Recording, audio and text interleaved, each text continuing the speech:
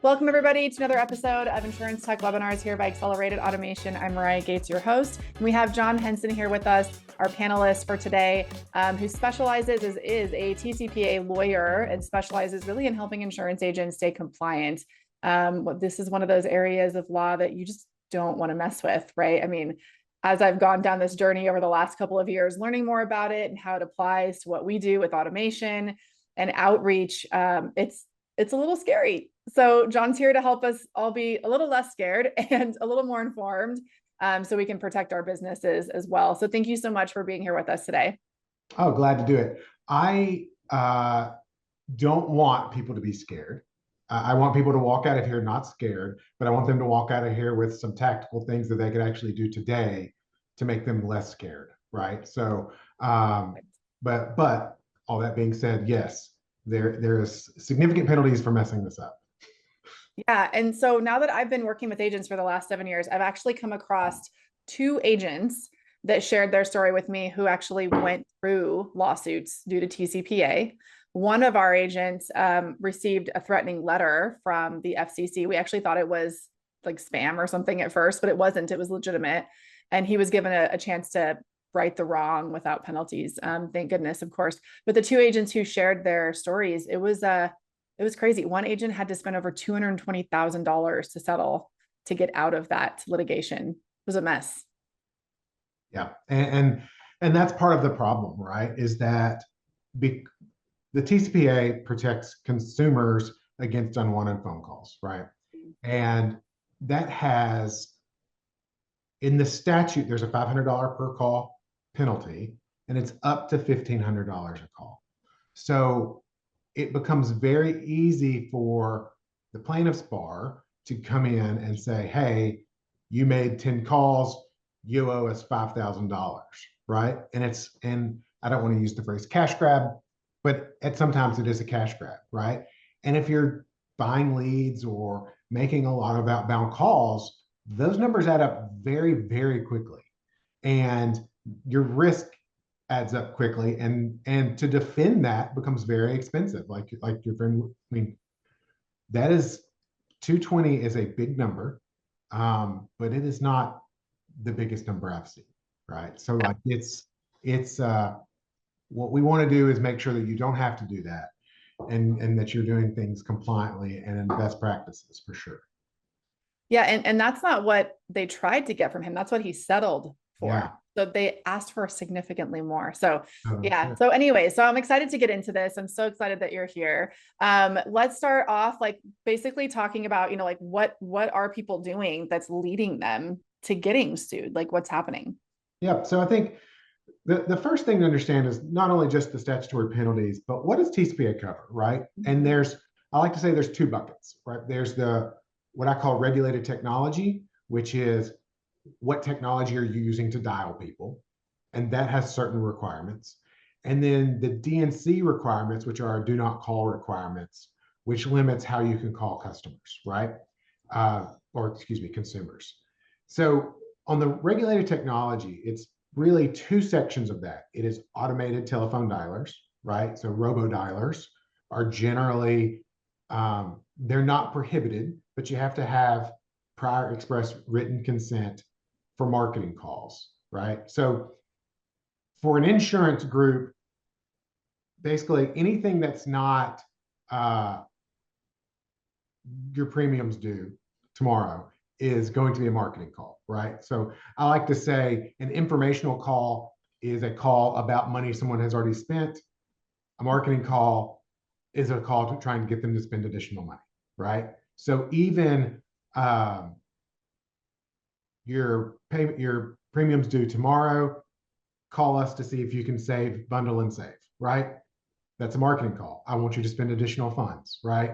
So that is So as soon as you pivot to cross sell, then we're in trouble. Absolutely. Which Absolutely. is what every single employee and every single agency should be doing at every single phone call. So yes. just expect this to apply to everything that you do. Yep. So if you're doing that and you're using an automated telephone dialing system, a robo dialer, you got to have prior express written consent.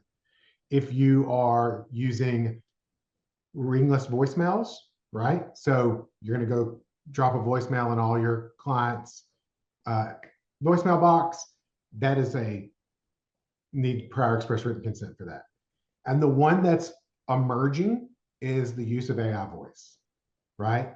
And Mariah, I'm sure you see it all the time. Like every other conversation I have seems to be, how can we use AI voice? How can we make this outreach better with AI voice, right? You can do it. Oh yeah. There's Every just day. there's just requirements, right?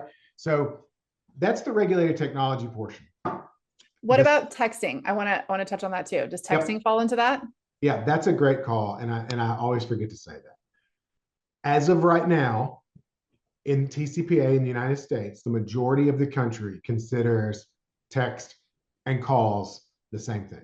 So if I say a call, I mean a text. If I say a text, I mean a call, right? It's going to apply across the board, which is a great segue into do not call provisions, right? So do not call provisions prevent the defined term as a telephone solicitation, which is marketing, right?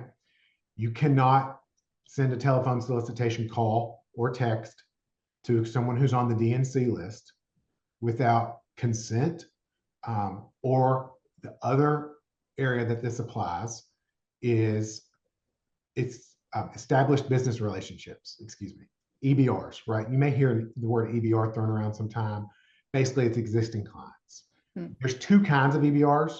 There's what we call an inquiry EBR, meaning somebody came to your website, they asked for more information. You can call them, even if they're on the DNC, about whatever you asked them information, right? For 90 days, right? Now, I want to be very clear on that. It needs to be about what they asked about, right? So if I come on and say, hey, I need home insurance information, I probably could not call them in 90 days and say, would you like to learn some more about annuities, right? Because that's different, right? Those are different products, and there is some risk there by doing that. The second time of EBR, other than inquiry, is going to be customers, right? So you have 18 months from the time they become a customer or sign a contract to call them as a using your EBR under the DNC. Now, for insurance purposes, that becomes pretty easy, right? Work out yearly contracts, that should roll over. And so you always have that ability to call them. And the DNC is, I want to make 2 points, and we'll discuss these more too, is this is an addition to regulated technology, okay? So, for example, you have an existing business relationship. Mariah, I have one with you. You're a client of mine, right? I don't have written permission to call you using AI voice. So, or a ringless voicemail. So if I was going to drop you a voicemail, I violated this bucket of the TCPA. Even though I'm a client. Even though you're a client. Because it's right? a different, it's a Because different it's set a of completely different set of guidelines, right? And I see people make that mistake every single day. Like, oh, well, we just dropped a bunch of AI voice calls to clients. Okay, well, like if you didn't have permission to do that, you're running the risk there, right? Yep. So the other thing is that EBR consent, so for, excuse, not consent, permission to call, either the 90 days for inquiry or the 18 months for customers, it lasts that entire time unless the customer says, don't call me again. Right? Opt out. Yeah. That sure. opt out breaks that, those exceptions. And the opt out, my understanding is that if they reply back to a text and say stop, that opt out, like you mentioned, it applies to both. You now can't call them either. And same thing if you're on the phone and they say, take me off your list, stop calling me. You've got to opt them out for both, correct? Yep, absolutely. Yeah. Absolutely. So it's stop. It is Stop using my phone number. Yeah. And they changed the rules in 2025 and about opt-outs. They have said the FCC, which is the governing body for TCPA, said there's 7 words that if the consumer responds with those 7 words to a text message, that's an automatic opt-out. Okay. Oh, wow. I didn't know there was 7. I thought there was like 2 or 3. Yeah. And I always forget one, but it's stop, opt out, end, unsubscribe, cancel, revoke, and something else. Because all those times that you send a text message back and you say revoke, because that's a word people use in normal day-to-day life. Yeah, so weird. I feel like that's But something that definitely was made up by a legislator. oh, for sure. That's the words they speak in. For sure, for Yeah. sure. But so they said you also have to honor all reasonable requests, right?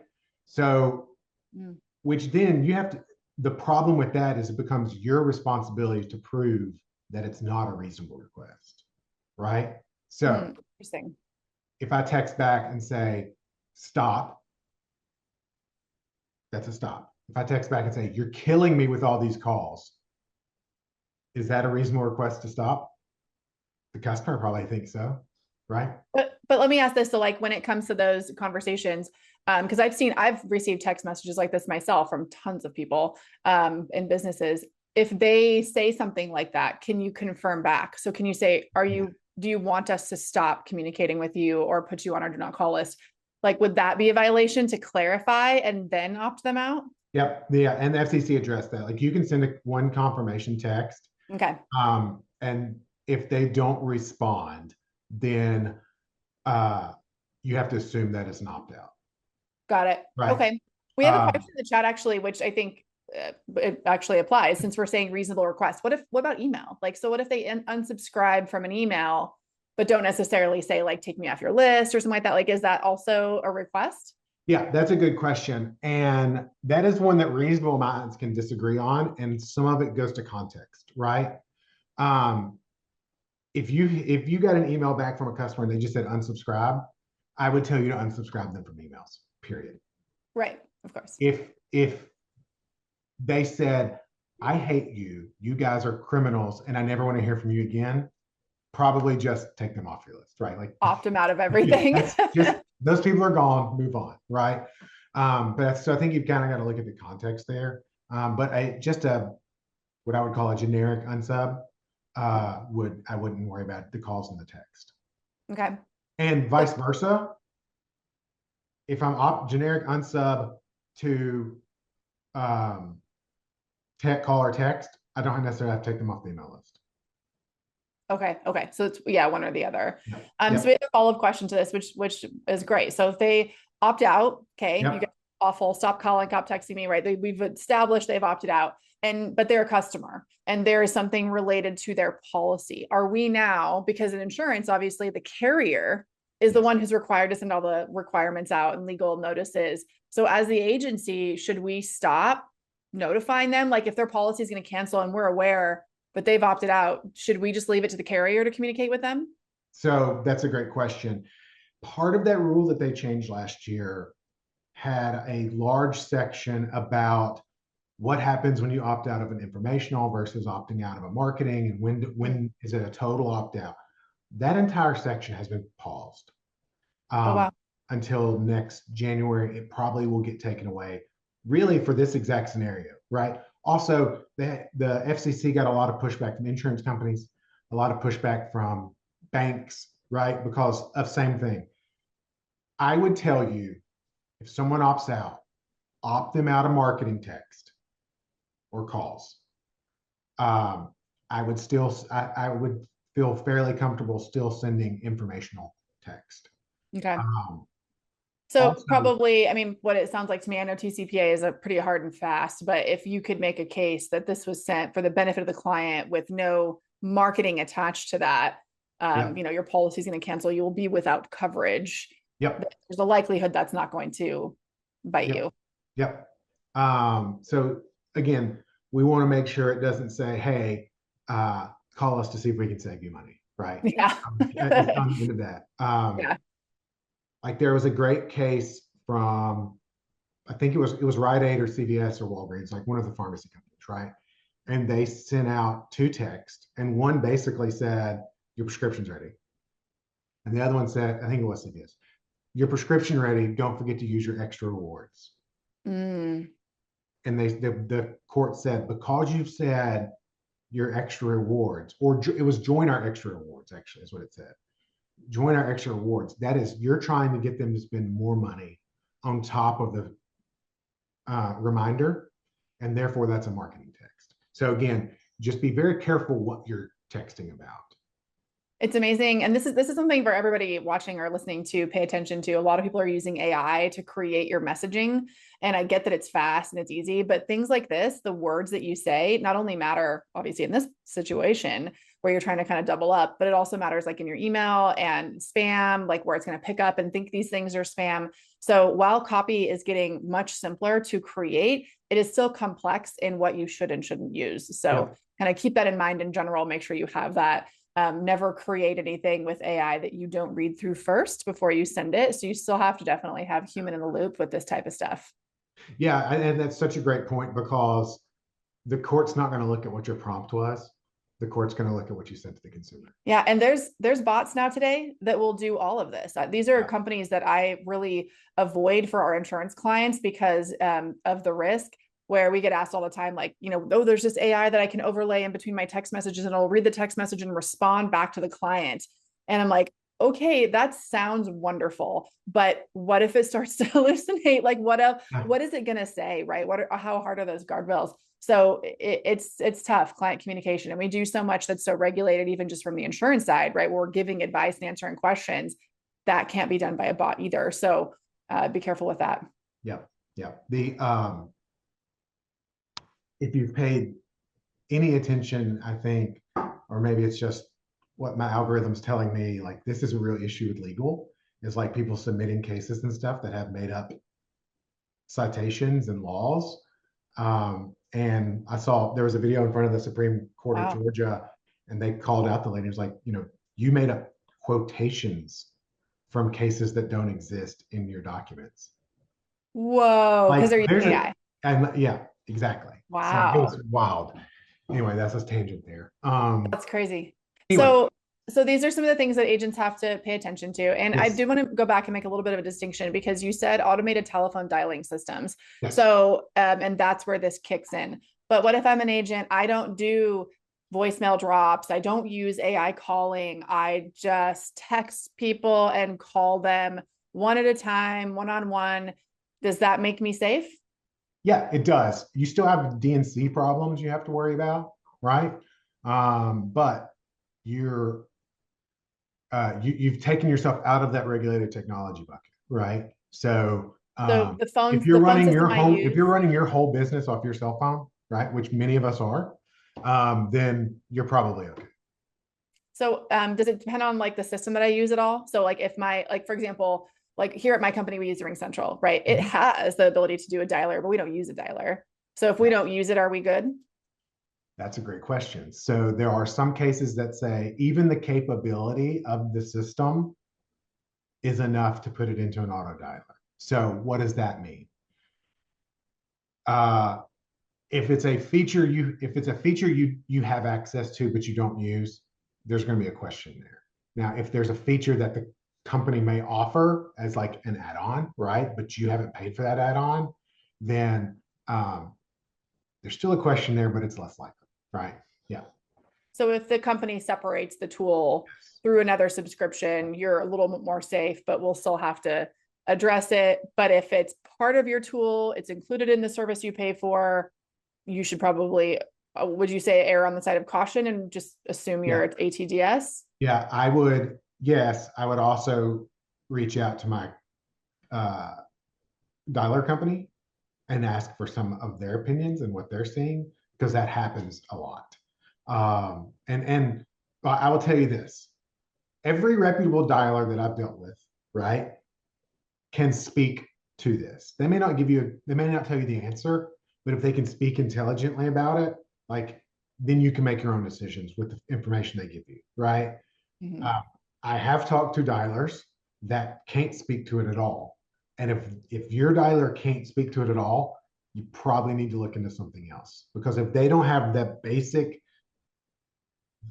entry level questions being able to answer, they're not going to be able to help you in the future either. So that's just good advice there. And this is another just general warning, you guys, when you look at all of these new companies, like, if you're really playing around in the tech world, you're hearing all about Claude and vibe coding and all of these different things are all over the internet right now. And you could end up signing up with a company that is, that's done that way without these compliance pieces. This is something I ask when I talk to companies that build bots. I ask around permission and security, and they usually kind of glaze over.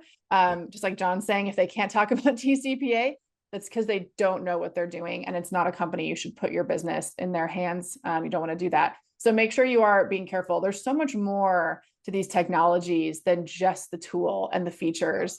There's a lot of risk. And as the user of the software, you are the one carrying the risk. I think a lot of people don't realize that. They think, well, I'll just defer back to my phone company. I didn't know they were ATDS. They didn't tell me, so I'm going to countersue them, which you could do, but doesn't mean that you still didn't break the rule. The liability is on you. Yes, 100%.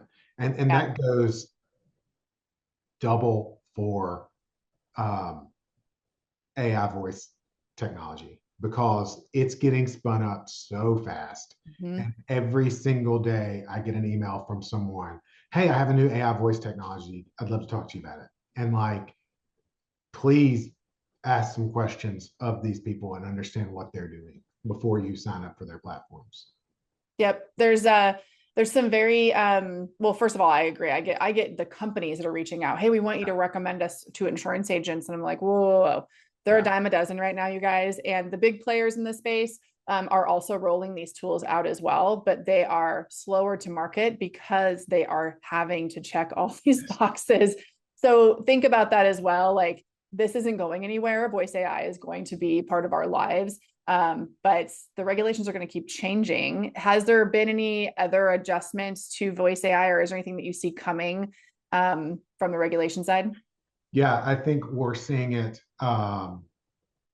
It's starting to come pretty quickly. The FCC came out and said, so when we talked about regulated technology, we talked about ATDS's pre-recorded or artificial voice. That's what the statute says. And the FCC came out with a opinion letter and said, look, the statute says artificial voice. By definition, AI generated voice is artificial voice. So you have the same consent requirements apply there, right? So we had, there was a case either at the end of February or beginning of March, I can't remember, where a large national mortgage company has been sued for using AI voice without proper consent. And what they were doing is, and this will sound familiar to a lot of the people on this call, right? They would use the AI voice. They would say, hey, Mariah, we're calling you back. Press 1 to talk to a live agent, right? And they never called this person. So the AI voice was, I don't want to say I was making it up because it's probably told that's what to say. Misleading, right? Yeah. But like, it was fraudulent and said, hey, we're calling you back. Well, no, you're not, because they never called you. And then that it was just that enough to make that live transfer to a live person. And they're going to have, if the allegations in the lawsuit are true, right? And again, they're just allegations. They're going to have a hard time winning that case because it clearly violated TCPA there. So a couple of things. So one, make sure you understand what AI voice products you're using. Make sure you've got consent. There's a couple of other requirements under TCPA for the use of AI voice. So make sure you're doing that.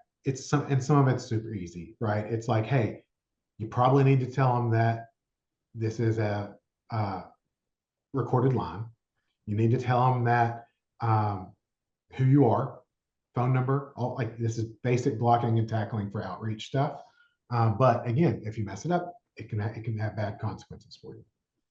So, and this is something I learned about TCPA the first time I met you and down in California and stuff was you don't have to just worry about the FCC. It's not just if the FCC catches me, like I'm a small fry, no one's going to do that. It is literally anybody. And it's getting more popular. People are like aware and filing suits, right? Yeah. And it's one of the fastest growing areas. It generally grows year after year.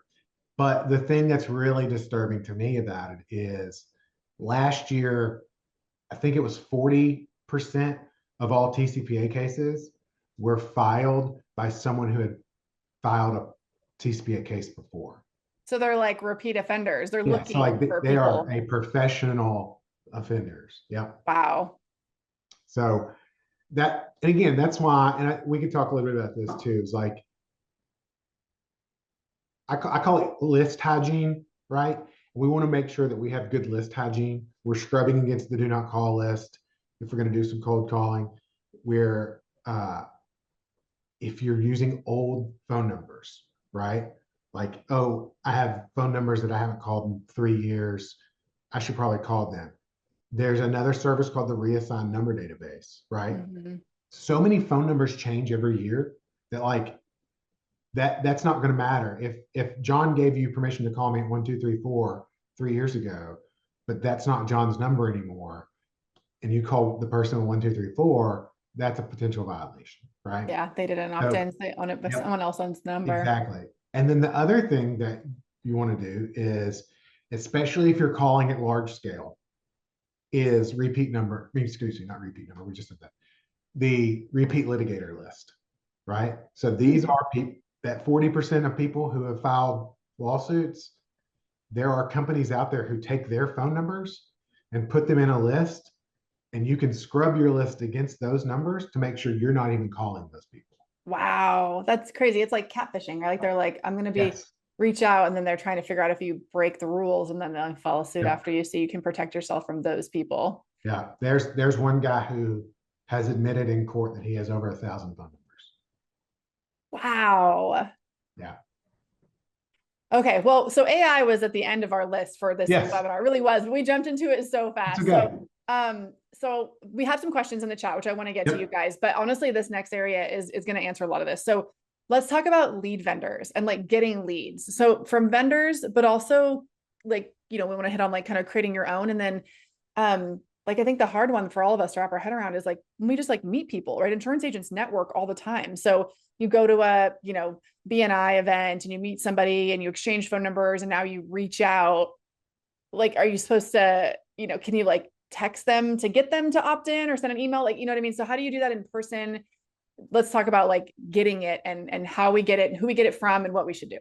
Yep. So a few things here, right? So first of all, we want to make sure we have the right consent, and we want to make sure, if I'm going to break this up into the lead vendor, providers, and then like hand-to-hand combat. Okay.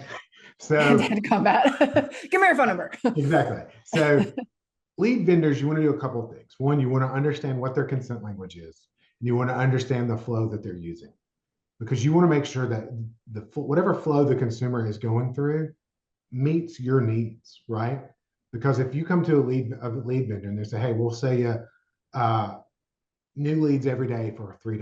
Well, that sounds great until you realize that what they're really doing is it's a co-reg form for, disability claims or something like that, right? Or something that doesn't match your business.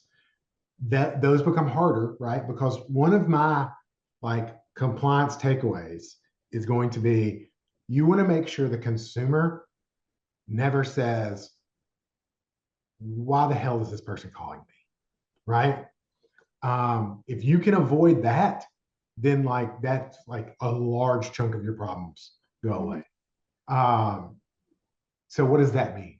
It means you want to make sure the consumer has consented to you calling, that they've seen your name somewhere, right?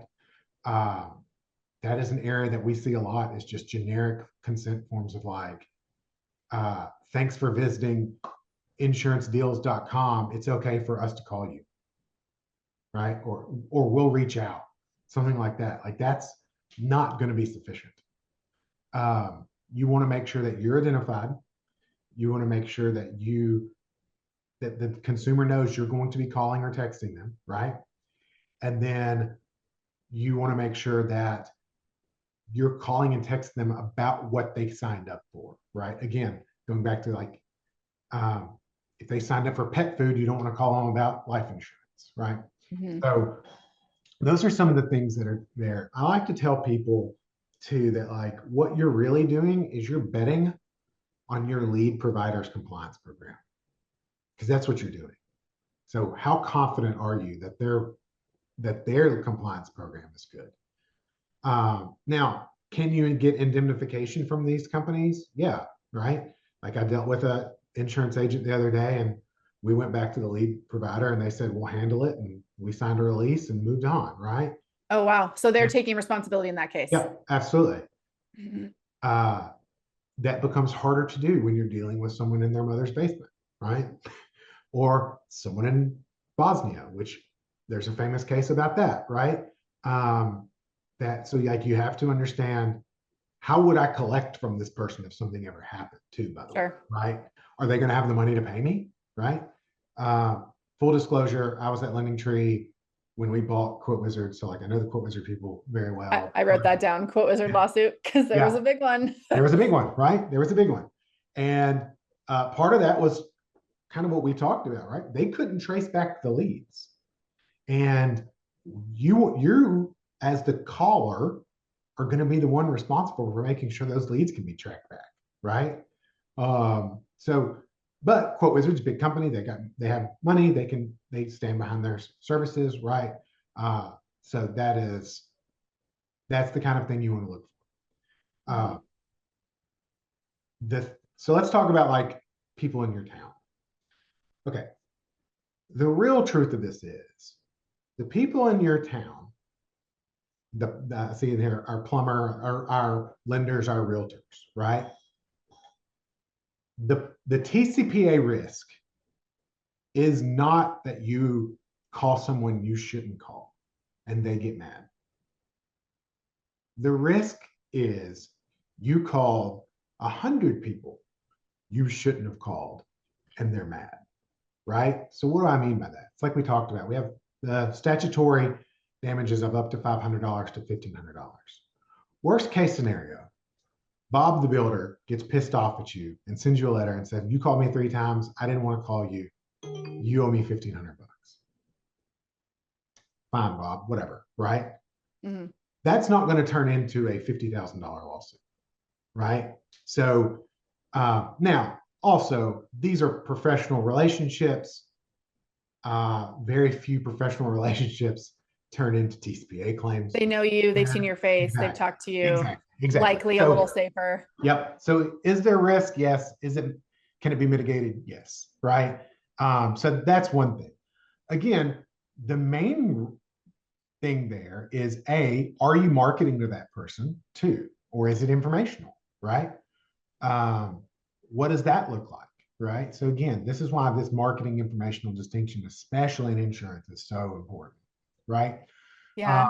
So I would say also, just a tip for those listening, if you do a lot of face-to-face marketing, get a QR code on your cell phone, have them scan it and put in their name and check the opt-in box, and then you are safe there for that person. But what if I'm at a networking event and I meet a lender, or I meet Bob the builder, and he says, I'm building a house for Jim and Susan Smith. You should call them about insurance. Jim tells me to call them. I don't know these people. I'm assuming, of course, scrub the DNC, but then what are my options from there? Yeah. So we're going to take regulated technology out, right? Because that is, you get that lead, you're calling them from your cell phone. Like, you're not putting them in your dialer at this point, right? Most people. So you're going to call them. DNC allows you to violate the DNC. It has to be more than one call in a 12-month period, right? So if I call them and I say, hey, this is Mariah from insurance company. I got your name from Bob. Would love to talk to you about your insurance needs. There's one call, right? You can be super conservative and never call them again, right? Or you could just, reach out again or text them. And I would argue that if you texted them, right, and said, hey, this is Mariah, would you be interested in hearing more about insurance? I got your number from Bob, text, and they say, hey, Mariah, happy to talk. That now becomes an inquiry for established business relationship purposes, right? So again, we've got that exemption there for 90 days. So there are ways around that. And again, this is one of these, this can be scary, but there's practical and rational ways to mitigate some of that scariness. Okay. Makes sense. So, the big key of this, of course, is throwing them into a dialer, voicemail dropping, using automated systems to send out messages on a regular basis. But if you've got a referral, reach out one-to-one, respond appropriately to mitigate risk. Yeah. So let's go back to the example I just gave. I send a text. I don't hear from them. I may not put them in my dialer right away. I may put them in my email if I have the email, right? Because emails opt out in the United States. So that's one thing. Oh, is that me or him? We just got a freeze. You guys tell me in the chat. Oh, you're back. You're back. I think we're good now. Okay. I don't know if that was me Sorry. or you. Sorry. That's okay. So, you can put them in the email list and hit them that way. If they said, yeah, I'm happy to talk, that's probably a good point. You could probably put them in your dialer at that point. But you on the dialer, we do want to have some sort of in our interaction with the consumer, right? And then also like dialing habits matter a lot. Like my recommendation would be different if you said, hey, as soon as I put them in my dialer, I call them 6 times in the first 48 hours. Okay, well, let me tell you, on that, you're really going to want prior written consent, right? Versus, hey, I text my list every 90 days. Have good list hygiene. If someone says stop, I take them out. Okay, like you're doing a lot to mitigate that risk. So like that's a little bit different for practical purposes. Yeah. Is it risk-free? No, but there's a lot of mitigation there that's going on. Okay. Since we're talking about outbound and reach, does it matter is there any other different things that we should worry about if we have employees overseas who are doing this? Like we're here, but we have overseas employees who are reaching out. Maybe they're using our exact same phone system, or maybe they're using the phone system from like the VA company. Does that apply or make anything different?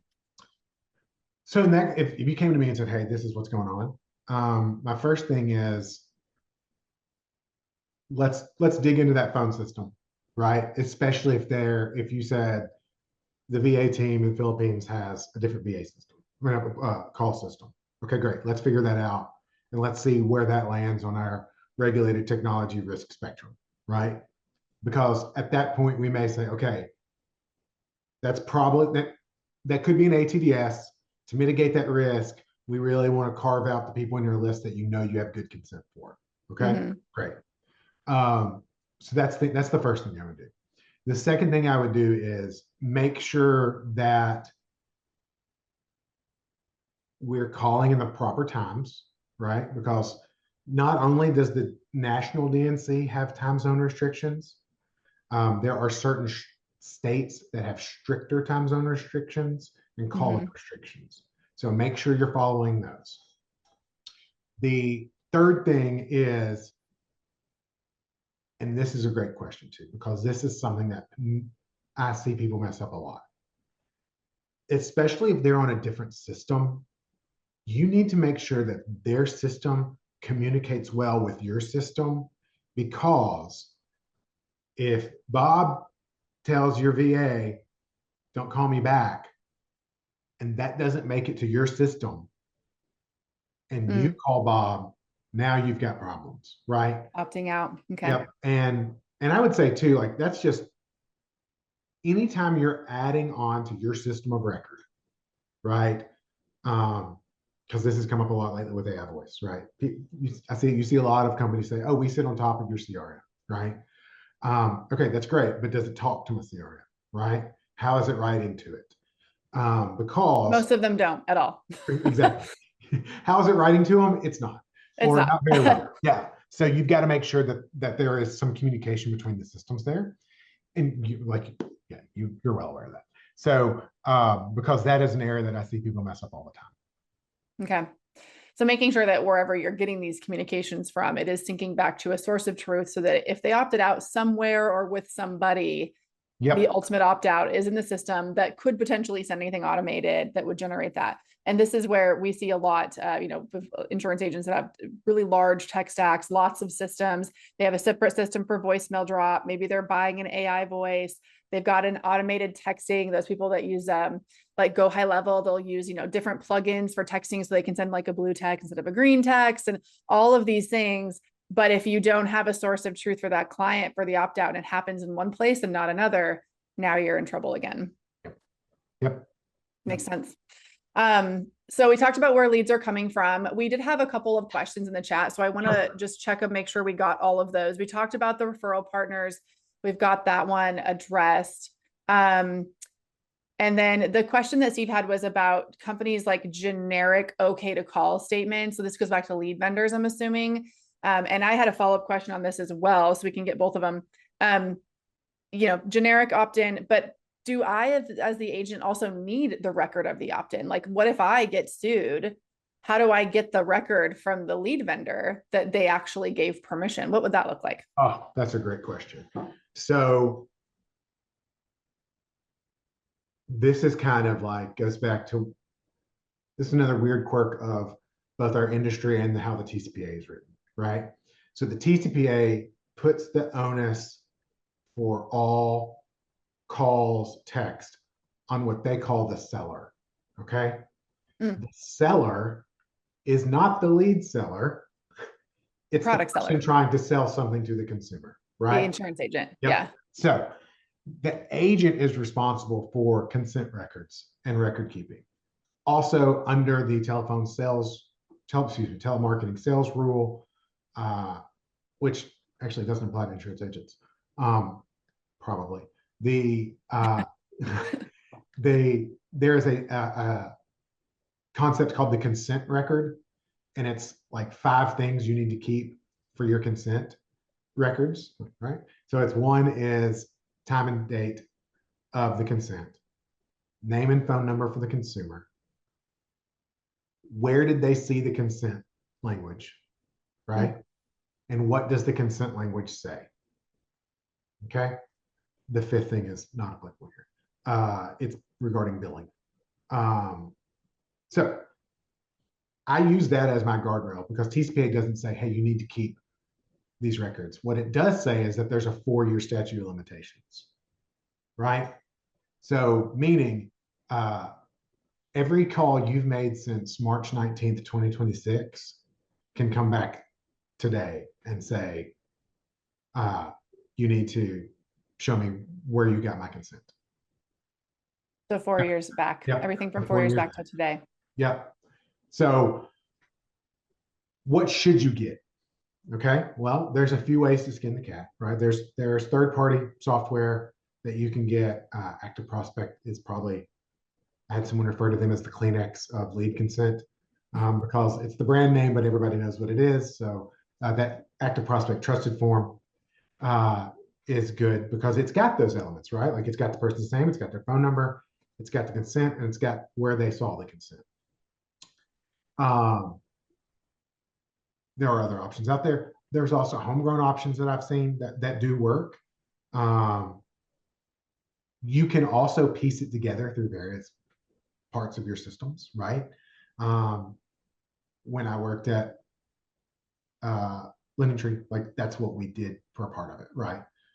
We would have to piece it through different systems and then say, okay, on this database, we saw that you came in through this time, you were on this website.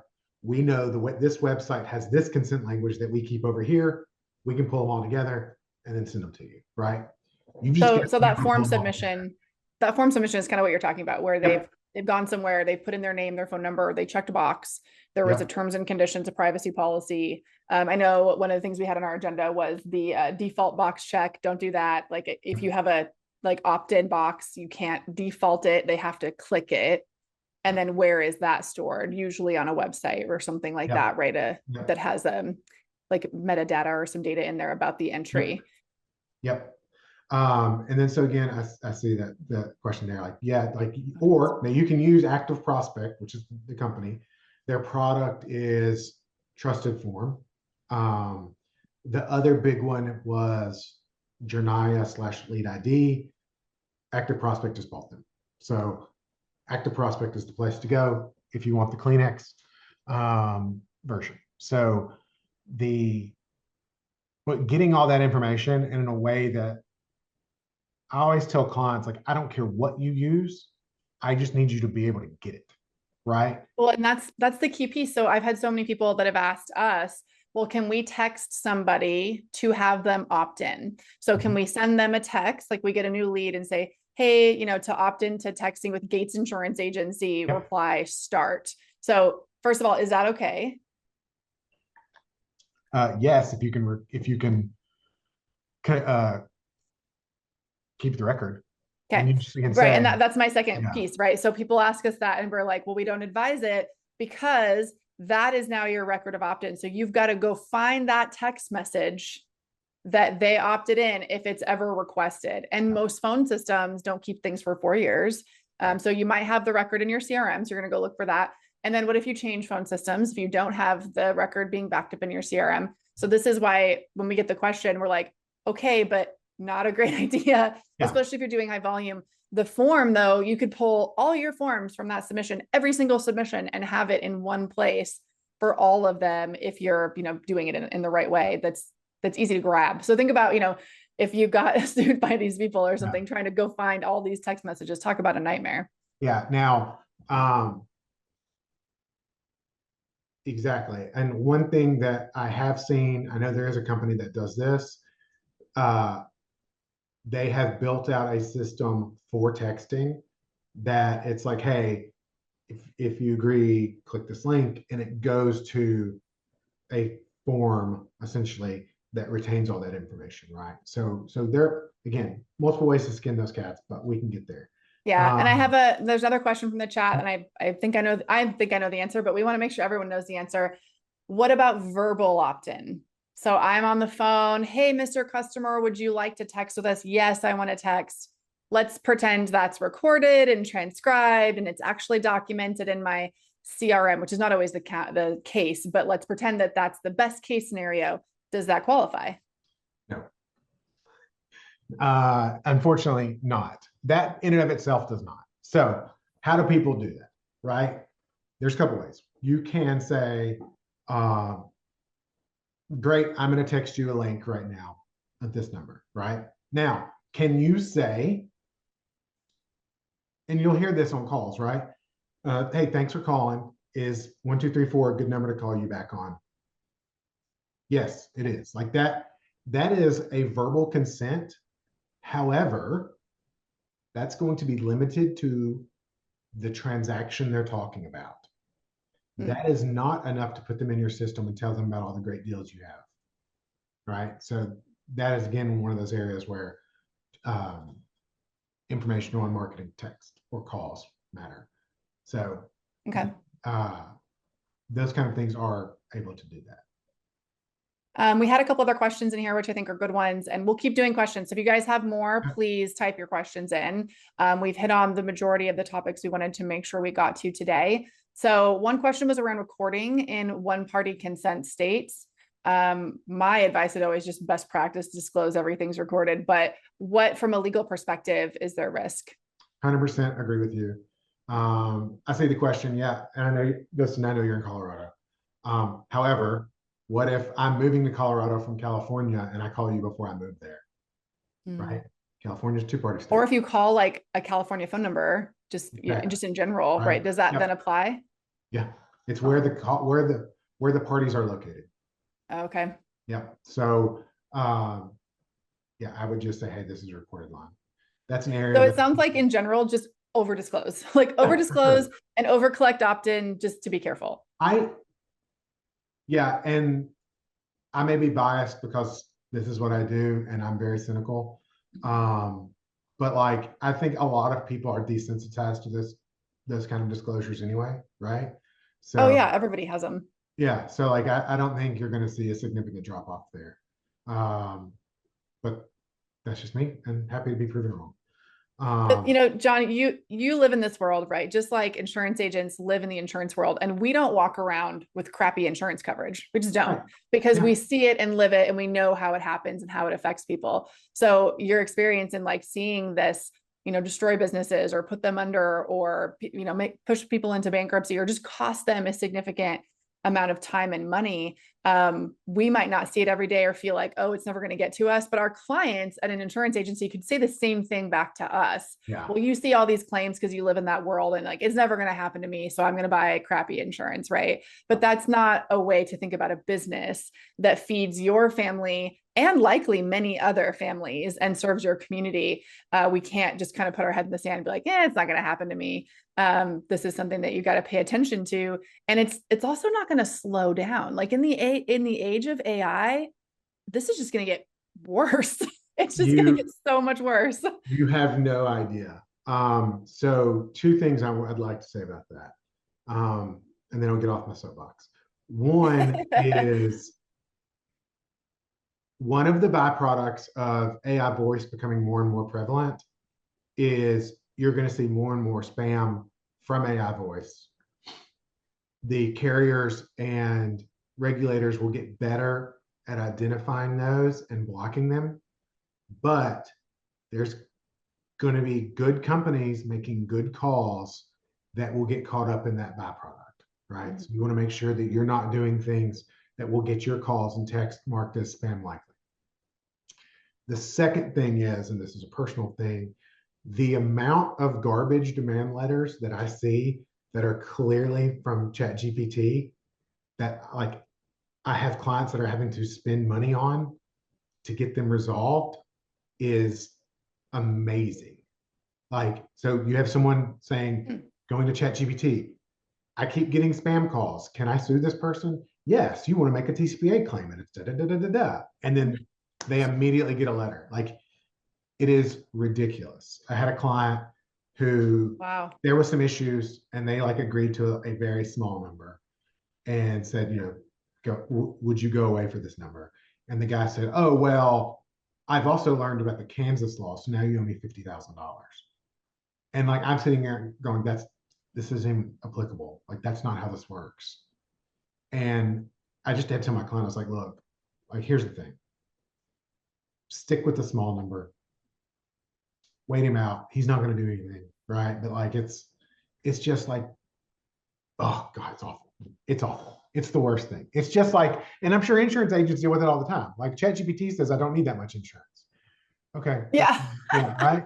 25,000 is plenty. Yeah, exactly. Yeah. Huh, that's crazy. We had somebody asking about a fake number.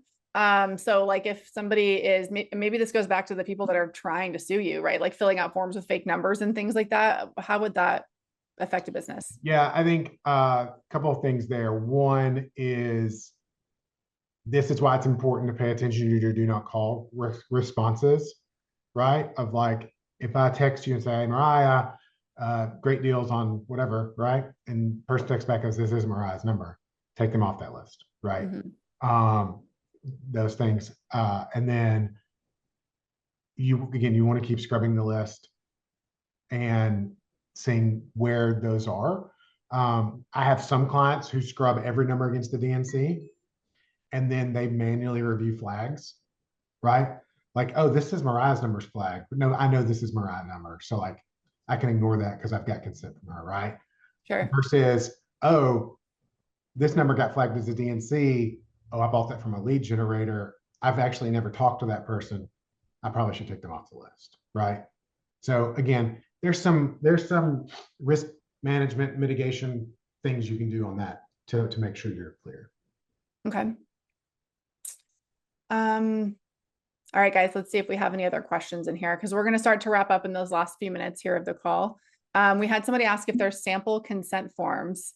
But does that work? I mean, the rules are different in each state and the business and things like that too, right? So could you use a generic form? Is that an option? You can use a somewhat generic form. I think that I think I have like 10 to 13 elements on your list that you need to make sure, depending on the various technologies you're using, right? So if you can find some language that meets those bullets, then I think that's probably pretty good. The thing I would caution you about there is not necessarily sample consent, but one thing I see people mess up on is they put terms of use or privacy policy on their website that doesn't match what they actually do, but Oh, yeah. they saw it on another website and they're like, oh, this seems right.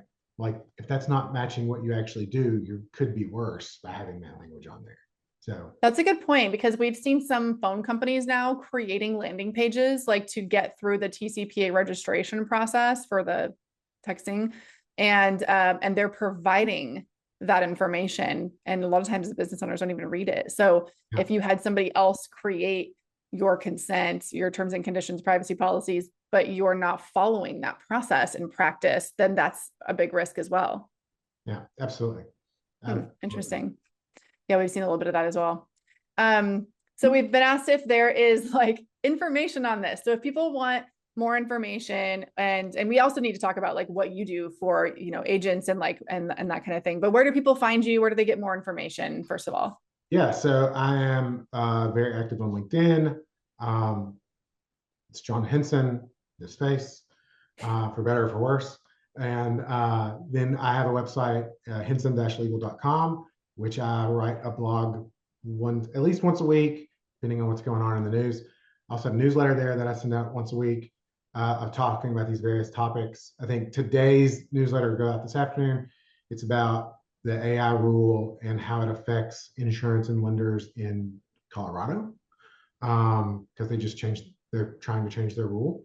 And then those are probably the best ways to get in touch with me and to find out. There's information on my website. I know I have at least one. You know what? I'll pull it up real quick and put a link in the chat for the elements of the consent language.